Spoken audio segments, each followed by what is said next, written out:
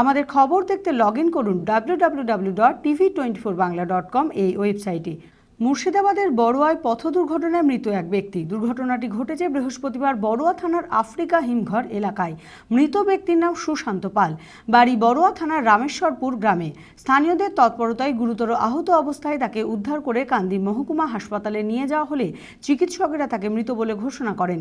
মুর্শিদাবাদের বড়ুয়ায় পথ দুর্ঘটনায় মৃত এক ব্যক্তি। দুর্ঘটনাটি ঘটেছে বৃহস্পতিবার বড়ুয়া থানার আফ্রিকা হিমঘর এলাকায়।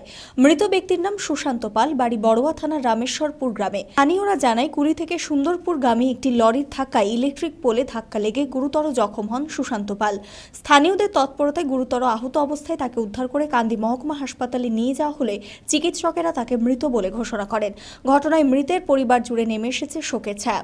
মৃত সুশান্ত পাল অত্যন্ত দুস্থ পরিবারের হওয়ায় তার পরিবারের জন্য সরকারি আর্থিক সাহায্যের আর্জি জানান স্থানীয়রা। ও পাম্প থেকে, পেট্রোল পাম্প থেকে ডিজেল ভরে আসছিল। একটা ভটভটি চালায় ছেলেটা, খুব আননোন পার্সন, খুব গরিব মানুষ।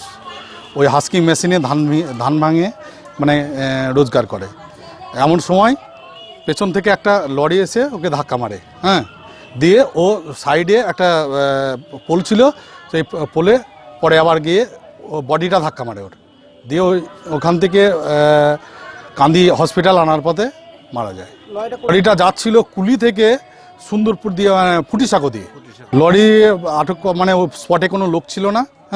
লরিটার নাম্বার পাওয়া যায়নি। সুশান্ত পাল, বাড়ি হচ্ছে রামেশ্বরপুর। দুটো বাচ্চা, একটা মেয়ের বয়স হচ্ছে, দুটো মেয়ে, একটা মেয়ের বয়স হচ্ছে আপনার 6 বছর, একটা হচ্ছে 1.5 বছর। এখন চাইছি সরকার ওর পাশে দাঁড়াক, খুব গরিব মানুষ। আমরা চাইছি সরকার ওর পাশে দাঁড়াক, ওর যাতে ফ্যামিলিটা বাঁচে, ওর বিধবা পত্নীটার যাতে কোনো ব্যবস্থা হয়। আমরা সরকারের কাছে এই আবেদন। আপনারা দেখছেন TV24 বাংলা। TV24 বাংলার সমস্ত খবরের আপডেট পেতে ইউটিউবে সাবস্ক্রাইব করুন TV24 বাংলা চ্যানেলটিকে এবং সাবস্ক্রাইবের পর অবশ্যই বেল আইকনটি একবার ক্লিক করুন। কমেন্টস আর শেয়ার করতে ভুলবেন না। TV24 বাংলা।